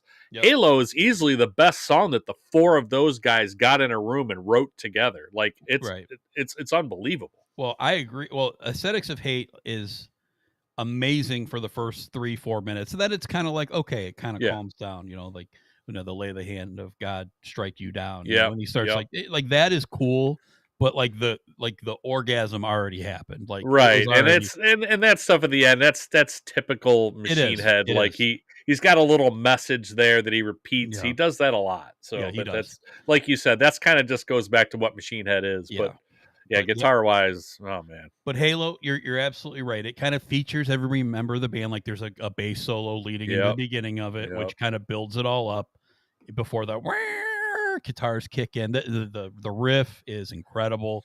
Probably their best, I think, overall just riff. The like with the squeals in there too. But another masterful breakdown with Halo. Probably other than just like Aesthetics of Hate's whole breakdown, I love there's like 3 or 4 Halo sections of solos. Yeah, all of them are like amazing in their own way. Obviously, like you mentioned, the singing live is awesome. But man, I just every time I hear that song, I get that solo in my head. I love it. I love the solos.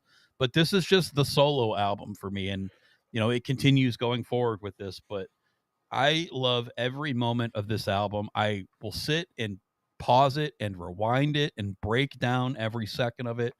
It's crazy because you look back on the great metal bands of all time. Everybody's going to mention Metallica. You're going to mention Slayer. You're going to mention, whoever, Megadeth. You're going to mention all these amazing bands. But this is, I feel, probably the best, especially of the newer stuff, because I don't think any of those as much as I love like the new 2 Judas Priest albums, like they're just kind of like cool but recycled. Like this hit me like kind of out of nowhere, and for this to be such an amazing album, like hit you with a 10-ton hammer almost, son. So good.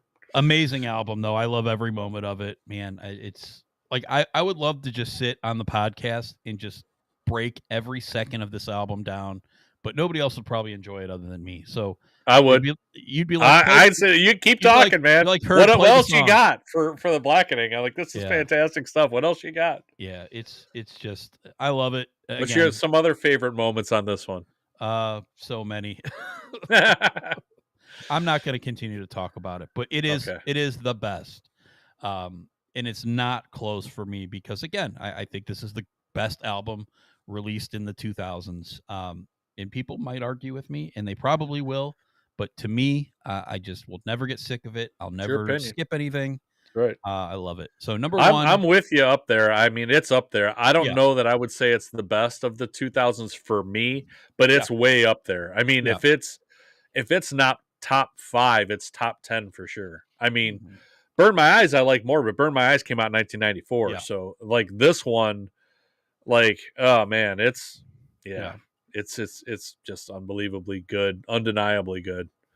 Yeah, they still play, I don't know what, 3 songs off of this live just about every show. Beautiful Warning, Aesthetics of Hate, and Halo. And Yep, plus they'll play Now I Lay Thee Down a lot. They play Clenching the yep, Fists a lot. yep. Like they still play a lot of this album live. I mean, it's so good. As well Even they with should. completely different musicians now. None of those 3 guys are even in the band anymore except for Rob Right. Flynn. They still play this stuff. And guess what? It still sounds great because Still Rob is sounds still good. there, Yep, that's right. So all right. So are we moving on? Well, let's just move Is on. that number 1 for you? I didn't get that. Is that Here, let me go back through my ranking with this. This one is an A plus plus plus plus. is this Number like one. 0.1 or something? Like there's Yeah, nothing else really close to it? it's Oh man. pretty much it. Yeah. Awesome.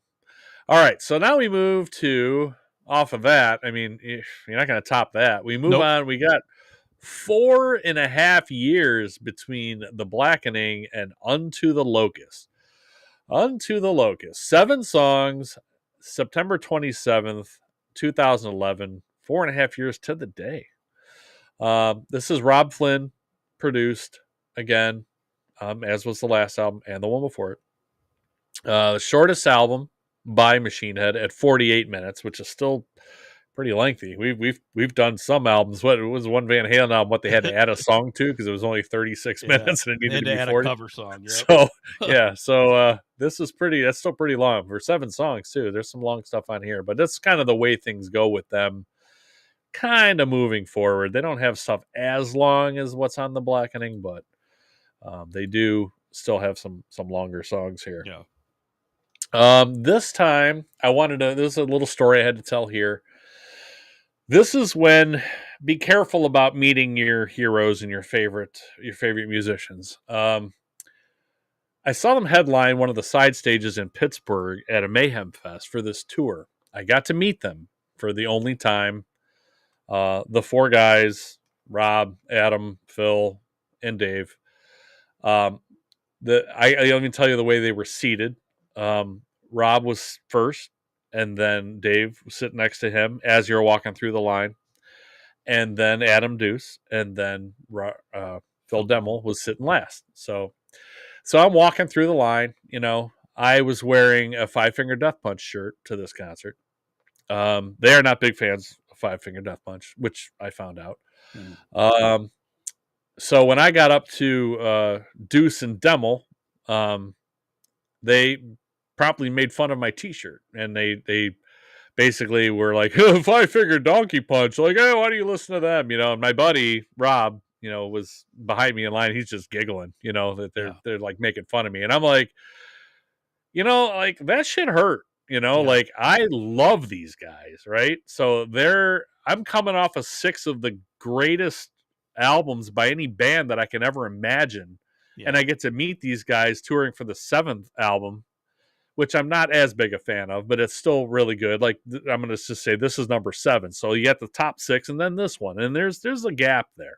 Yeah. But you know, I was like, man, that really pissed me off. And you know, Deuce and Demmel, I wanted to call them Dumb and Dumber. I didn't, but I wanted to because I'm like, you know, I know you guys don't want to do this. You know, you guys maybe don't want to sit here. You'd rather be drinking backstage or whatever. I don't know if your label's making you sign autographs or whatever. But could you be a little nicer to your fans? You know what I mean? Like, I've been a fan of you guys from the beginning. Like before, you know, you 2 idiots were even in this band. I was a fan of you guys. You know, so like I don't know. So that kind of pissed me off, but whatever. So then I also meet at the same show. I met Ice-T because Body Count played there too.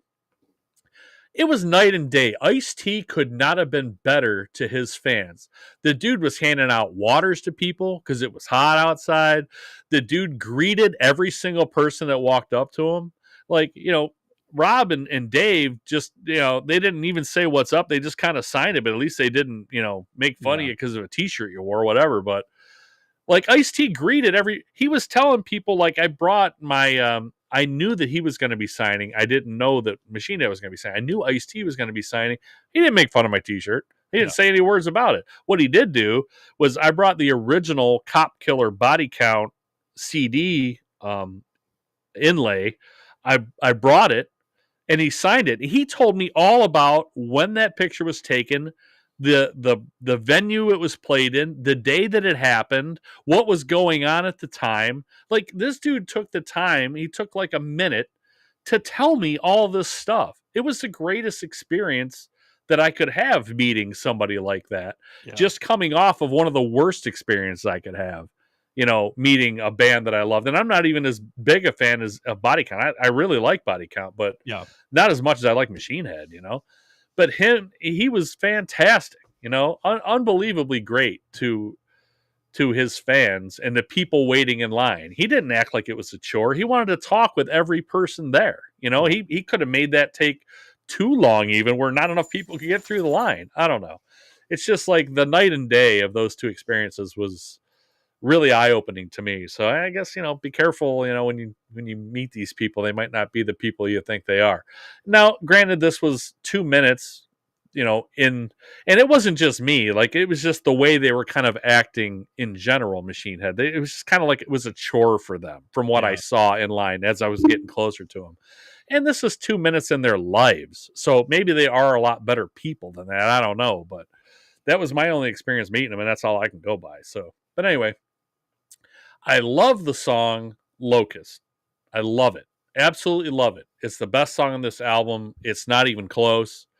And I like Darkness Within. Other than that, the rest of it's kind of underwhelming. I'm not going to say it's bad. I'm not even going to say I'd skip it. But it's just not nearly as good. I mean, you're coming off the Blackening. Who's going to live up to that, right? So it's understandable, but at the same time, there's like a big drop off in the quality of the music between that album and this one.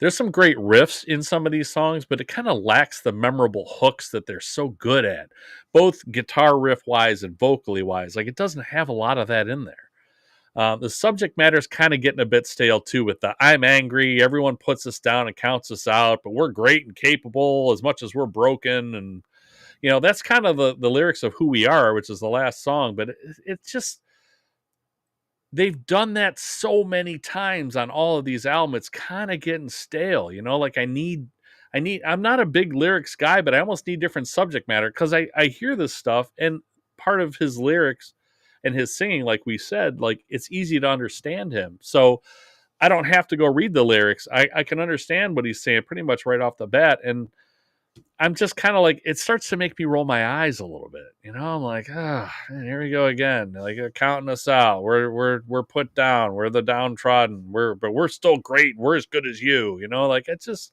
I've kind of had enough. There's just so many songs by Machine Head by this point with the same exact theme that it just kind of, I don't know, it gets stale. Like Pearls Before the Swine is a good example of some great riffs, but there's no memorable hooks. Like, there's nothing about some of these songs that I ever really come back to other than Locust and Darkness Within. I mean, the other 5 songs are just kind of whatever to me. Even the I Am Hell Sonata in C sharp, the first song, it's kind of a progressive. It's broken into 3 parts. It's 8 minutes long. But it's just, I don't know, it doesn't really work for me. It's not a song I really like that much by them. So there's no skippers here. I still rated this as a B. This is still number 7 for me. But these next 4 albums are all really close. Like, I could probably rank this a couple spots lower at any given time. It's just listening to it this week, I put it at 7. This is a B for me. It's got one of my favorite Machine Head songs and Locust on it, but the rest of it's kind of just is kind of whatever. I mean, Darkness Within I really like, but the rest is just, I don't know. What did you think of Unto the Locust? Liked it a lot more than you did. Okay. I figured we were going to do that since you had a Yeah. 9 for Supercharger. So yeah, I mean, again, I that's can fine. just kind of repeat for me. like this is what I want to listen to. This is a lot of good guitar solos, and I love the guitar sound in this. I think it's probably their best sounding produced record. Um, I love I Am Hell. I think it's great. I think Be Still and Know is awesome. I love that song. I got to hear that one live, I think, at one point. Locust, you mentioned, is phenomenal. That's probably one of their better songs, but I think their best song, probably number one of their whole catalog, is Darkness Within. Just a beautiful song. Just a big ass hook on it. Great guitar solo. Just I think a perfect song. Really, really good. This Is the End is another one I really, really like, and they played that one live a lot too. The last two songs I think are a lot weaker than the first five, but I still like it a lot. Yeah, I just listen to this one quite differently than you. Just really, really like it. Uh, it is not the blackening. Nothing in the world is, obviously, like I said. So of course it was a little bit of a letdown, but I still think they were flying high here. Still playing the music that I wanted to listen to. Just my perfect version of Machine Head. This is an A minus for me. This is, which we're not that far off with letter grades. Actually, you're a B, right? Yeah. So A minus. I mean, this is still killer stuff, but it's number 2 for me. I really, Wow. yeah, I love it. This, like I said, this is, Phil and Rob together, I think, are the best Machine Head, and it shows in my rankings. This is the albums I come back to. I don't go back to Burn My Eyes. I come back to Into the Locust. So that's just what I want to listen to. It's just more the candy for my ear holes that I need, I guess. When I want to listen to real metal, when I don't want to listen to whatever we say, new metal or thrash metal or whatever, like it's very digestible to me. I think probably because he doesn't like Lamb of God. I love, but that's not always the most digestible thing to me. Just sometimes Agreed. because they're just so brutal. This is just that sweet spot for me. It's I know I'm going to get some singing. I know I'm going to get some growling, but Rob Flynn's growls are different. They're a little bit more subtle, I guess, where, like you said, what we both have said, you can understand everything he's saying. So yeah, I love this record, and this is my Machine Head time. I love the next one too, and we're going to get into it. These albums to me is just what I kind of circle, and I just love it. So yeah, A minus, and number 2 overall for me is the second most Machine Head album I come back to for sure. But Brian S., my buddy, has joined us. Hey, Brian, we talked earlier about us covering From This Day, so I'm gonna have to play that for Mr. H. But yes, he agrees. Please. Oh my He's God! basically saying the message is unchanged. Very, you are my enemy. I will overcome you. I totally get it. Yeah. Totally get it. It just kind of wears me out by this point. I get it. Like No, I was okay it. with it for a long time, and it's just, I guess on this album that's where it started to wear me out, and it doesn't stop here. So Sure, it doesn't. But he's right, and he writes from the same place, which I don't know. But again, I don't want it to sound like I hate this album, because I still rated it as a B, and I don't have it. There's no skippers. I'm not saying I'd skip any of these songs. They're not up to the crazy lofty standards that they've had on previous albums for me. So I know you love it. I after what you said, it made me sound like I was bashing it, but I really, it's not that I don't like it. See, like, but that's where I said earlier, though, like, I understand that this band is like 4 different bands, and they've gone through different things, and I understand. Like, I could talk to probably 10 of my friends, and 3 of them would say, I love those first 2 records more than anything. That's what I love.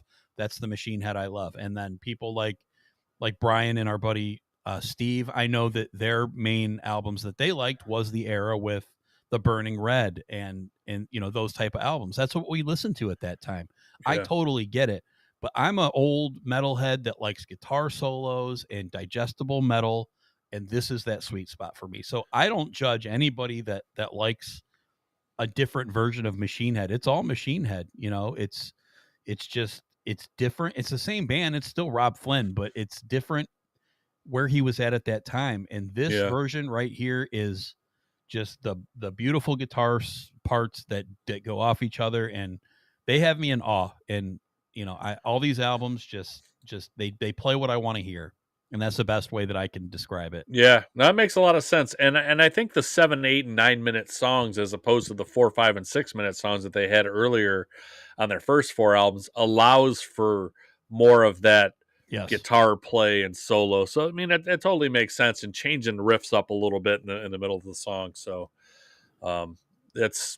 it makes a lot of sense. It really does. So if that's what you like, there's definitely more of it on some of these albums. Yep. On to Bloodstone and Diamonds. So here we are, another 3 years later, November 7th, 2014. I almost said 19. What the hell am I talking about?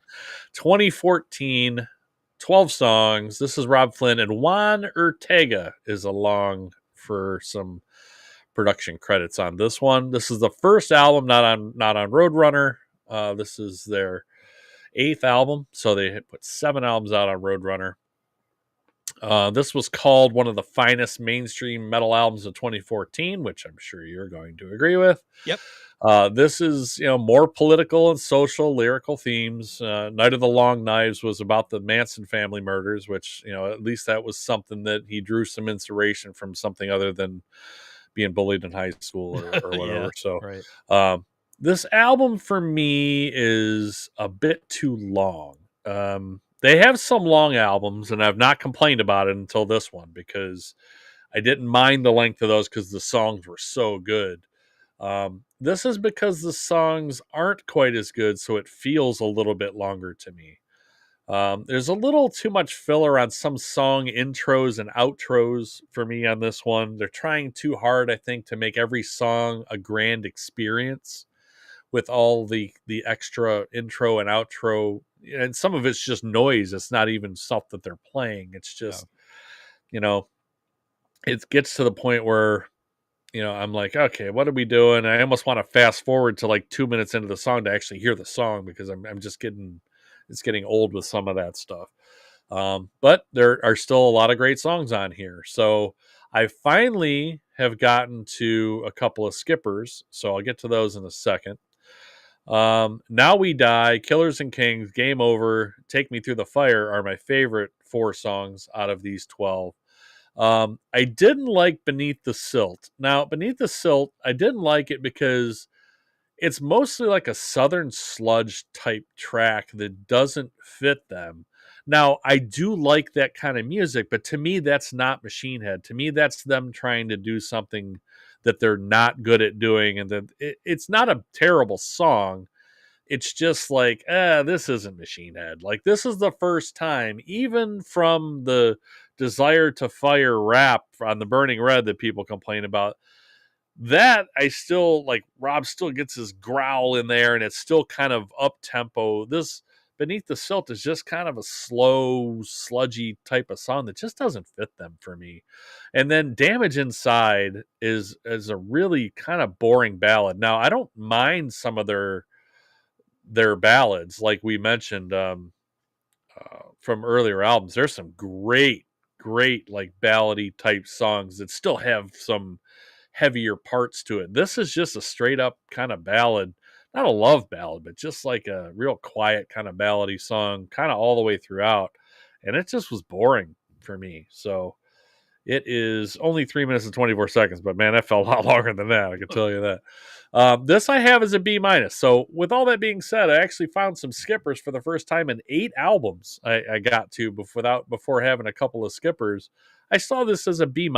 So, and I had this just behind Locust at number 8, but it's because it doesn't have the one killer song on it for me, like Locust, like on Unto the Locust. I like, that's just a ridiculously great Machine Head song. This one doesn't have, it's got some songs I really like, but it doesn't have any ridiculously great Machine Head songs on it that have been on albums past. So just not the greatness just isn't here that they are capable of, but most of it's still listenable. It doesn't like stand out as much. So I have this as B minus number 8. What did you think of Bloodstone and Diamonds? I liked it. Yeah, But I liked it. I agree with you. This is a little long. It's a little long-winded. I don't love every song on it. I think when it hits, I think it's phenomenal. But I think there are a lot of moments where I get a little bit bored for the first time. I totally agree with you. I'm not skipping any of it, but I can understand why people would get bored with this. And I get it. I totally understand it. Now, I think between Unto the Locust and this, I think it's by far their best produced. I think it sounds great. I think this is the best Rob sounds with his singing too. I like, okay, you mentioned your favorite songs. I think Now We Die is one of those songs that is phenomenal. I love it. To me it could have fit on the Blackening. I think it's really really good. I agree with that. I love Killers and Kings. I think it's a great live song. I was lucky enough to see it on this tour. I think it's just the riff. It's more early Machine Head to me. It's very straightforward. I love Ghost Will Haunt My Bones. I think it's a sweet guitar sound with the riff in there. The old with like this really amplified sound. Another one that was written by all 4 members of the band. Really, really good song. When I saw them actually for this tour, I believe they played Sail Into the Black, which I thought was a lot better live than it was on this record. I disagree with you on the Beneath the Silt. I love it. I think it sounds phenomenal. I love the lead in, the chorus lead in, the burning by the silence of, where he kind of wheels into. I think he sounds great. I wish they did more of that style. Really really cool, like you said, sludgy riff. I dig it.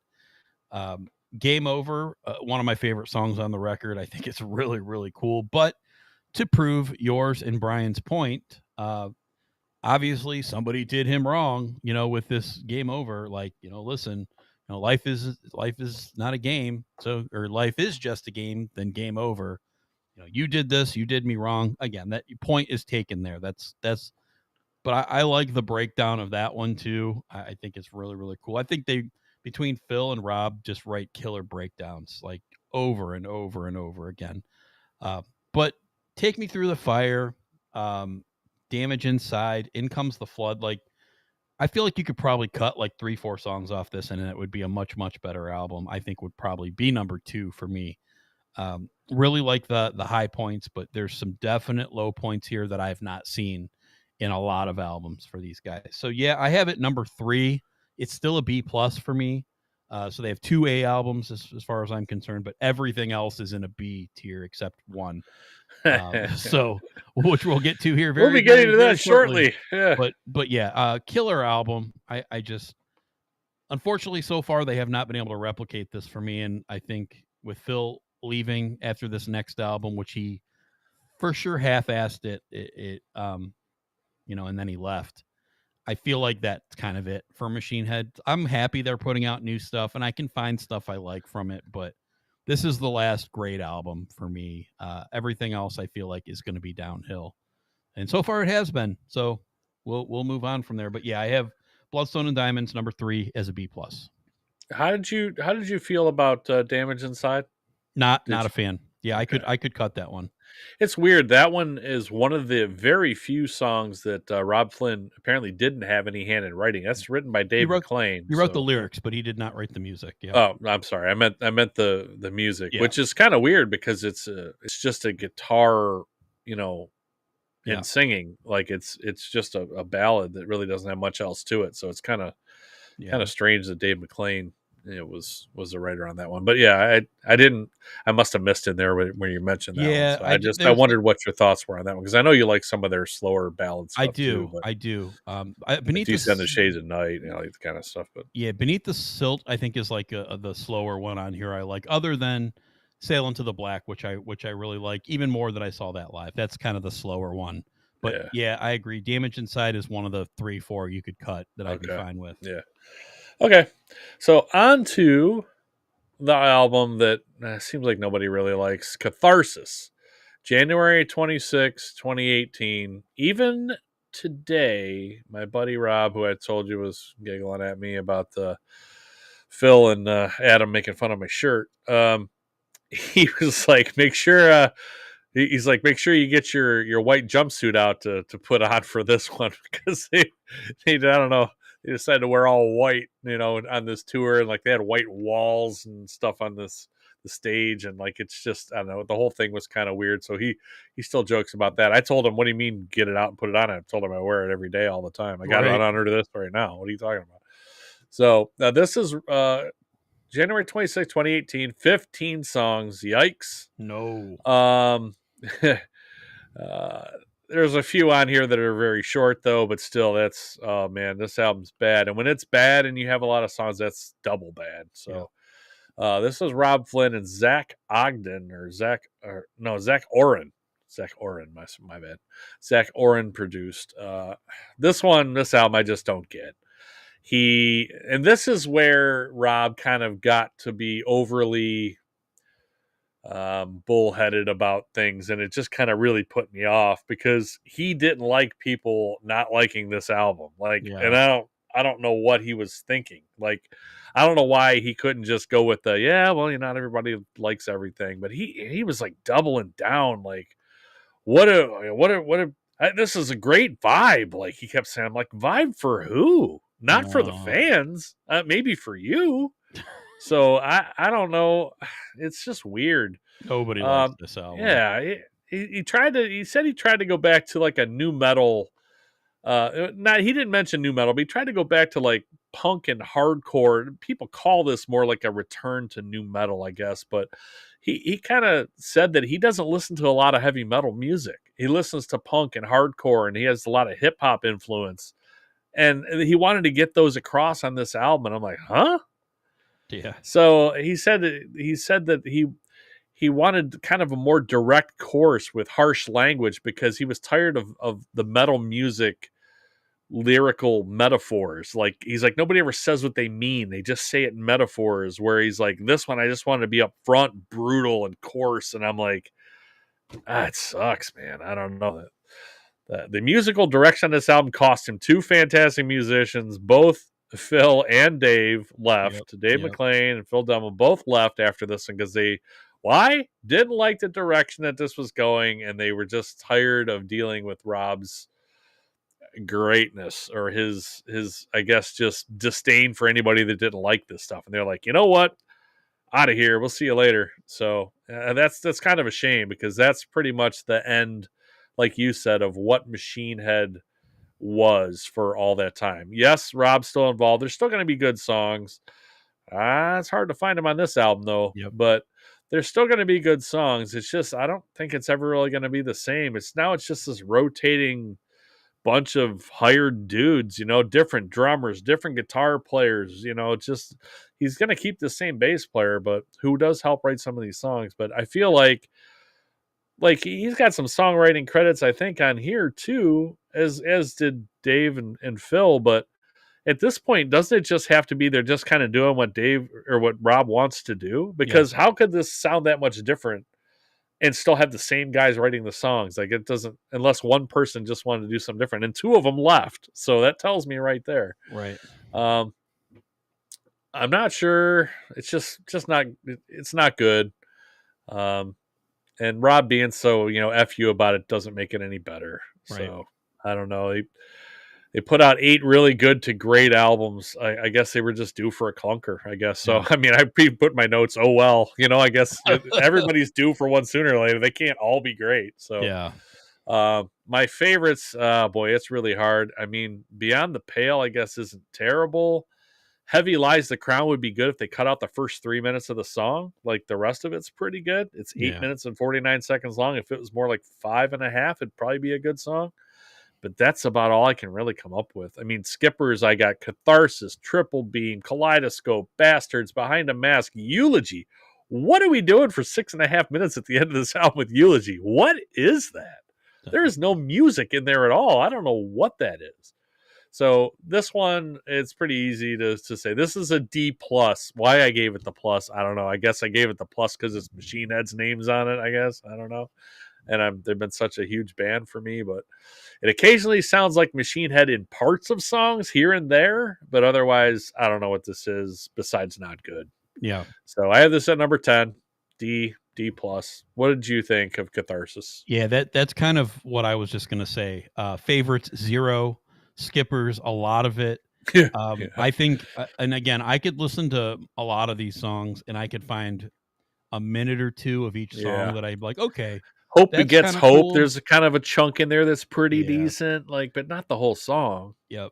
Like Catharsis is bad, but there's like a minute or so in the middle of it. And they play when I saw this tour, I wanted to see it because it was Phil had announced I'm going to do this tour, but that's it. I'm out.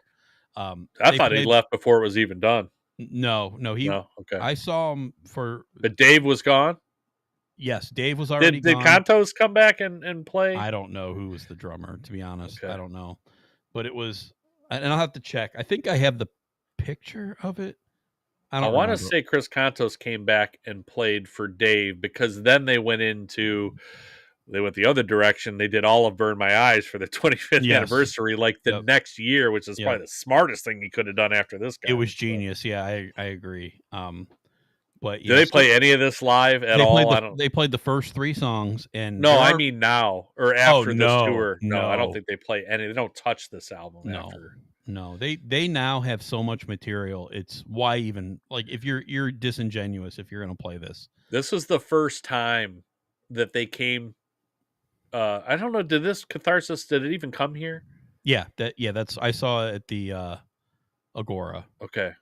This is the first time that they've come here that I just decided that I wasn't going because I hated this album that much. Yeah. So that I didn't even go to see all the other songs. I'm like, I don't want to see this. Like I said, I don't even remember that it came here. And I just, this was the first time I'm like, I think I saw them every time they came here. Plus I went to other places. I went to Toledo and saw them. Like I drove around to go see Machine Head because I loved Machine Head. Yeah. And they came here and I was like, no, I'm good. Yeah, no, I mean, it was a great show, but they only played those 3 songs. That's 3. Good. But yeah, it's Bastards. Like it's like a folk song. Like what the hell are you doing, dude? It's so bad. Triple Beam is. There's so many cringy. And again, this is the point where again I get you're political. You've always been political, and I agree with some of the things he says. Don't agree with some of the things he says, but the stuff that it's just so cringy, like it's so embarrassing to listen to this for him. Like it's so cringy, it's so bad, and it bleeds into the next album, which really hurts the next album too. Just so some of the lyrics are just now he's not even subtle, and maybe that's his attitude of I'm just going to say what I think. Well, saying what you think without any kind of toning it down, it's cringy to me. Like it's still cool to listen to the guitars, but not on this album. Yeah. Anyway, Catharsis. I don't like any of it. To me, I'm not giving it a D plus. I'm giving it a D minus. It's not good. I just listened to I was listening to clips. Phil Demmel straight up said he's pissed that he wasted riffs on this album because he's so embarrassed by it. Yeah. And obviously he's not a nice guy, so he's not going to try to tone it down. Yeah, he also hates Five Finger Death Punch t-shirts too by his own fans. So whatever. But, terrible album. There's only so many horrible things I could say about it. I will never listen to it again.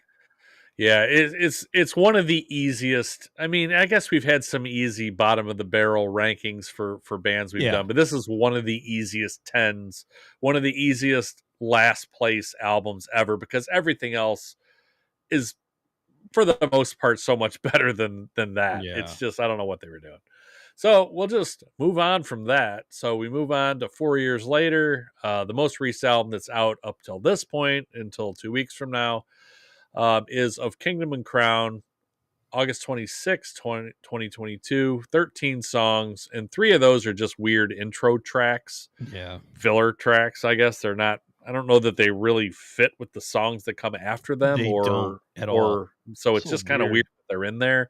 But we're talking 58 seconds, 59 seconds, and a minute 12. So those, it's not terrible. It's just like, well, by the time I go and make the effort to skip this, it'll just about be over. So I might as well just let it go. Yeah. This is Rob Flynn and Zach Oren again. It's a bit of a return to form after the Catharsis disaster. Yeah. I'm going to agree with you, not lyrically, but at least lyrically, this is a concept album. So at least he tried to do a little bit different. Now, there's a lot of political undertones in there, obviously, but this is a concept album set in a futuristic wasteland around two characters, Ares and Eros, who kind of go on their own killing sprees, and how kind of the lyrics kind of are how their lives intertwine, these two. Basically, Eros killed Ares' girlfriend or wife, Amaranth or something, I think was her name, but it was basically set Ares off to do his killing spree, and then Eros, people killed his family, and he went on his killing spree. So there's just it's a little weird, and I know. I just figured I'd throw it out there. No, I appreciate. I'm not towards you. Story. I don't get it, Rob. It's not good, but at least it's not what Brian S. and I were talking about earlier about how it's just all like I've been bullied, but I'm better than that. I'll kick your ass now. Right. Kind of that's what a lot of the songs were for a long time. So at least it's not that, but like you said, there's some cringy, overt political overtones in there that's just not good. Lineup changes galore. They had a session drummer and then got another drummer. Part of that was COVID related. And then he had a different guy tour, which he has now. So it's basically just a Rob Flynn project at this point. I mean, again, some of it still does sound like Machine Head because the band's always been his. So it's always going to have kind of his stamp in there somewhere, even though like in Catharsis, it was hard to find. Not as hard to find on this one, but again, the songs aren't great either. So for me, it was tough to find a song that really sticks out above the others. I think I only have one skipper, but there's just not a lot of songs that really stick out above the others. There's parts of Unhallowed are really good. I guess No Gods, No Masters, if I had to pick one favorite song, that's probably the best of the bunch for me. The one I didn't like was Become the Firestorm, because as I've mentioned before, I'm not a fan of the blast beat drumming, like just drumming as fast as you possibly can and still be in time. Like that's what that is. The whole song. It's not just like, I'm like, when I first listened, I'm like, maybe it's just the intro. And I'm like, nope, there it is again. Nope, there it is again. Like, I don't like that. It just doesn't sound right. It's just speed for the sake of speed. It doesn't really fit with anything. It's almost like the drummer's playing a different song sometimes. I don't know why they feel like doing that, but it's the only one, thankfully, that really sounds like that. I think there's a couple parts on other songs that are like that too, but not the whole song. So, but that's really my only skipper. It's just not a lot of great songs. It's listenable, but it's just not memorable. This I have as a B minus also, like I had the 7 and 8 I had as B minuses also. But this one I have as a B minus. This is number 9, just because there's nothing that really stands out. Like, at least I didn't love the Locust, Unto the Locust, but I love the song Locust. This one doesn't have any of those on here. So, yeah.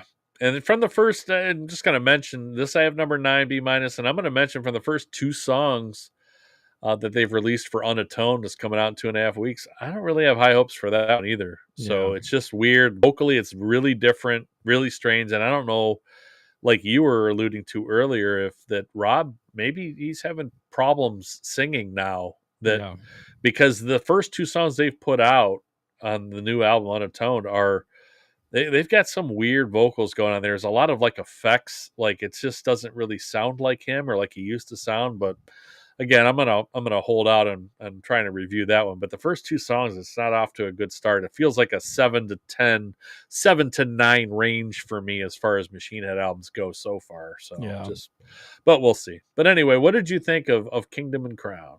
Yeah, it's just not a good start from the get go.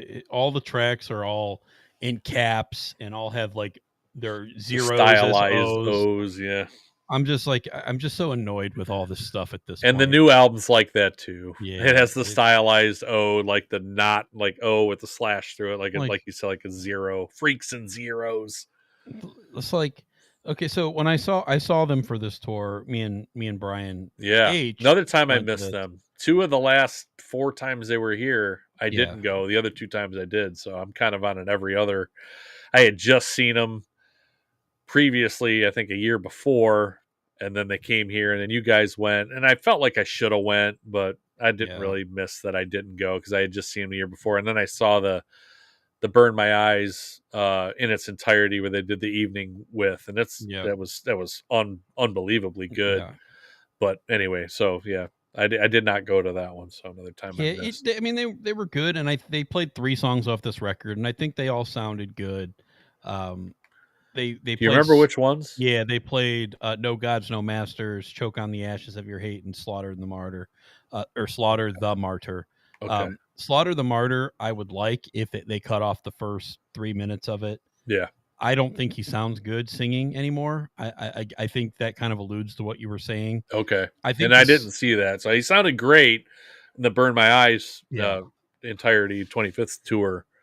But well, again, he sounds fine on the older stuff. It's just on the album that I don't like the way he sings the opening of Slaughter. It almost, again, it's almost like, this doesn't sound right, Rob. I don't know. My favorite probably on it is Choke on the Ashes of Your Hate and No Gods, No Masters. Those are the other 2 songs they played live. And I agree with you on Unhallowed. I think again, there's parts of it. There's a lot of parts, again, that I like on this. The music is definitely miles better than Catharsis. Yeah. It's very, very close to kind of what they were doing. Yeah, it's not all over the place like Catharsis. Yeah, it's at least more. Yeah, it's more wrangled in to sound more like a Machine Head album, and it's good. I was excited when it came out. It's just the more I've listened to it, the more it wears on me for the reasons that you guys have said. It's just, I'm just over him. I'm over, like, I feel like he's done his best work, and now he's just owning the cringe. It's just hard for me to listen to these albums and not feel cringed, like, where I'm almost embarrassed that he's still kind of coming up with these. Like, you're an old dude now. Like, you sound like Get Off My Lawn guy now. It's different when you're a 30, 40-year-old guy, but now you're in your 50s, and it's like, all right, like, you're still trying to do this music, and it sounds fine, but just to me, it feels lackluster now. But again, I liked it when it first came out. I was like, oh, hell yeah, because it wasn't Catharsis. But then, as I'm listening to it, I'm just like, all right, yep, I'm probably not going to come back to this a whole lot. So it's number 8 for me in B-. So it's still a good album. I'm just pretty much right together on that one. I'm just starting to, I think, nitpick more on the things that are just annoying to me at this point. So agreed. Just what did you think? What do you think of the 2 new songs? Yeah, I'm with you there. Okay. I mean, again, at least they're not going back to Catharsis stuff. It's still like this. It's like part 2 of this. It sounds like. Yeah. No, it's okay. I'll be excited to listen to the album when it first comes out, and I'll probably like it less the more I listen to it. It's just kind of the way that things are going. Like, you're never gonna beat your older stuff, like, or to that point. If they do, I'd be shocked. I'd be completely shocked. But yeah, I would too. Have you seen any of the electric happy hour things that he did, especially kind of around COVID time? I heard he kind of started doing that, and then he did more of it. It was pretty cool, actually, and it was basically, it's kind of him and Rob McEachern, a bass player that he has now. And sometimes he had a full band, but it was usually just the 2 of them. Yeah, and it was kind of cool. They'd drink different beers, and they would kind of talk about the beers they were drinking, and then we would play like cover songs or older songs, but it didn't have a whole band. So some he would do acoustic, some they would do with just guitar and bass, which was kind of different to see. And it kind of, I was kind of getting annoyed with him too, but I kind of learned to like kind of a little bit of some of the charm that he had, I guess, on these electric happy hours, because he wasn't he wasn't really ranting about political stuff or anything like that. I don't think he ever mentioned really COVID at all, other than the fact that it sucked that we're all kind of stuck at home. But he was just kind of making the best of it, and it kind of softened me up a little bit with what the direction I thought he was going, because it wasn't political. It was just, they were just having fun and drinking a couple beers and playing songs. And I was like, I actually got to the point where I tried to tune in semi regularly. Like, it was like that time of day. There was usually like, because, it's obviously West Coast for him. I think he's in Arizona now. So I want to see, maybe it's Mountain Time Zone, might be 2 hours behind. So behind us. So it was like 4 o'clock there, and it was like 6 o'clock here. And if I wasn't doing anything, I'd watch, and I'd show Kelly. I'd be like, hey, check this out, And do you know if any of that stuff's still available? I think they're all out there. I think I want to say he put it behind a paywall at one time, but I don't think it is anymore. So I think a lot of that's still out there. So it was kind of cool. It wasn't always great, but it was kind of cool to see somebody doing something for kind of the fans for free, just having fun, So I don't know. Cool. But anyway, I didn't know if you'd seen any of that stuff, but so anyway, I'll get to my overall. We're almost 2 hours into 10 albums, which is crazy. I didn't think we'd go this long, but we both love the band, so it makes a lot of sense. Overall, so number 10, easiest one maybe ever, Catharsis, considering the rest of their catalog. Oh God, I don't know what they were doing there. Such a bad album. I wish that was one of those ones you could only listen to like on YouTube, like it's not on Spotify. Yeah, you get those few albums you just can't seem to find anywhere by some bands and you don't know why. I wish that one was one you just couldn't hardly find. Right. But it's not like I ever go looking for it anyway. Number 9 of Kingdom of Crown. Number 8, Bloodstone and Diamonds. Number 7, Unto the Locust. And then kind of all the next 6 are, to me, they're all their best stuff. 6, The More Things Change. 5, Through the Ashes of Empires. 4, Supercharger. 3, Burning Red. 2, The Blackening. And 1, Burn My Eyes. What was your ranking overall? All right. Number 10, Catharsis, easy. Number 9, Supercharger. Number 8 of Kingdom and Crown. Number 8, The More Things Change.